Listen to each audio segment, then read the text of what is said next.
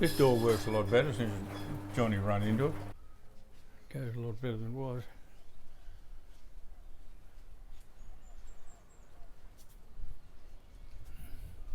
I bred Old English games in bantams and big fowls, and I had a few Australian games, which are large upright fowl.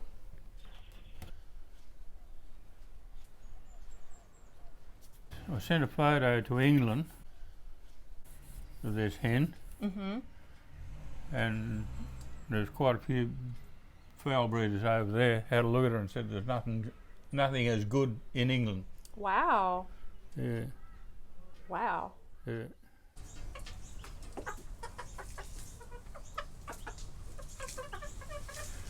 I'm Rob Walpole Jr. This is my dad, Rob Walpole Sr.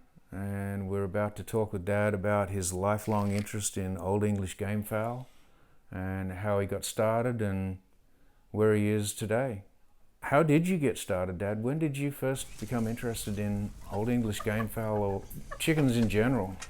Chooks, as they say here in Australia. I grew up with them. My father had fowls, and it was bred into me. An uncle of mine gave me some purebred game bantams when I was about 10. And then when I was 11, I got a friend of ours gave me some large English game fowls. So I'm 83.5, and I was 11 years old then. That's what I used to have when the first bantams I had when I was a kid, the Partridge Wyandottes. Very sad day in my life when I lost them all. Now, you were saying that there was a flood. Yeah, in Wollongbar. Killed them all. Did you work with your dad with his chooks when you were Yeah, learning? I used to help him. Yeah, that's where I learned how to feed them and water them and clean up, clean the pens out and that sort of thing. It's all part of the job. My mother's brother-in-law, Cole Barnes. Cole Barnes. He was Australia's premier breeder of silver lace Wyandottes. No one could beat him, and just about every silver lace Wyandotte that was originally come out of his yard. He was quite generous with his breed stock, and he let a lot of people have them and spread them around, which is not always the go. Some people become very possessive and they finish up dying, and what they've achieved is lost. You always seem to have been fascinated with feathered animals. Of any animals. I had guinea pigs. I bred cage birds, finches, parrots, canaries, budgies.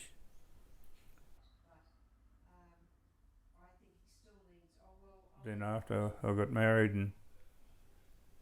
and went to live in Moree, I had a friend lived 80 mile away, and I went down there and took me pick and brought home a handful. Who was that? Don Hardy. It was Don Hardy, I wondered. Yeah, Don, he's long died, gone, as is most of them. And all the time I lived in Moree, I bred game fowls and gun dogs, Labradors. That's what I started with him. Spencer grew, mate Spencer grew him. That's one of these chickens. Beautiful. It's the start of it. And then when we moved into the house we built, he started building chook pens, and then it became big time. He had pens right at 65 feet across the back and probably 25 feet up the sides. He had a lot of pens plus the dog pen. He seems like he So- really has loved animals his whole Oh, life. he does. He really, he shouldn't have married. He should have taken his gun and his dog and gone bush. He's a real typical bushman. Best in Show Warrior in 1968. How I started off with these fellas, Hardy sent me a grey hen, and I made it to one of these roosters. One of Spencer's roosters, and we went halves in them. He took half the chicken, I have the other. He bred some beauties, Susie. That's a hardy fowl. What's that? You see the hardy fowls and my fowls? Same bloodline. Oh. Oh, it's one of Don Hardy's. Yeah. Okay. Yeah. Okay, so Don Hardy was his mate from Narrabri, Yeah. who also bred chooks. Don Hardy was a friend for 40 odd years, and we had a thing going that if he wanted something I had, he got it, and if he had something I wanted, I could get it. And all our fowls were the same bloodline, so we could interbreed with, take either one, and their bloodlines would mix. Breeding those type of fowls that are they were bred for a purpose, of course, but they were line bred. That means they were bred pure and the strain was kept pure. Some of the old strains from England were hundreds of years old. Wow. And still had the same bloodlines. The great man himself, the cocker, say. Who is that? Mr. What was the great cocker? Oliver. Huh? What? Wait on. Sounds like him talking. Yeah, Oliver. Oliver, yeah. He was one of the greatest set of cocks. Were you able to trace any of the bloodlines that you had back to England? And No. The only fowls that I had that were totally pure were the greys, the grey Old English, and there was a strain imported from England in the 1890s, and we think that the grey fowl that I had were the same bloodline. Wow. okay. But mine were bred pure, and the advantage of purity of blood is that they reproduce themselves consistently, so that you get the type, balance and everything. Talk a little bit about the process of finding the best and keeping the best, because growing up with you, I know that you would find a good hen and you would put your best rooster with that hen, and you would breed a clutch of chickens, and then from them they would reach a certain age, Yeah, and from that clutch you would pick maybe one, maybe two, that's right. and those are the ones you kept. This is the, going back to I mentioned purity of blood. The two that you put together are related by blood. Mostly you've put a father over a daughter and son over mother. They don't reproduce themselves 100% because they all, like everyone else, they grow different. Mm-hmm. But when they're young, you can pick one that's got the potential. You can see it, and that's what you'll keep them aside and cull the rest. You don't go on with the rest of them. You'll pick one or two, so a couple of male birds, a couple of females, and they're your future breeding stock. So that's how you get them, but they've got a long way to go from when you say, yes, I'll keep that one, till when you get it to the stage where yes, I'll keep it.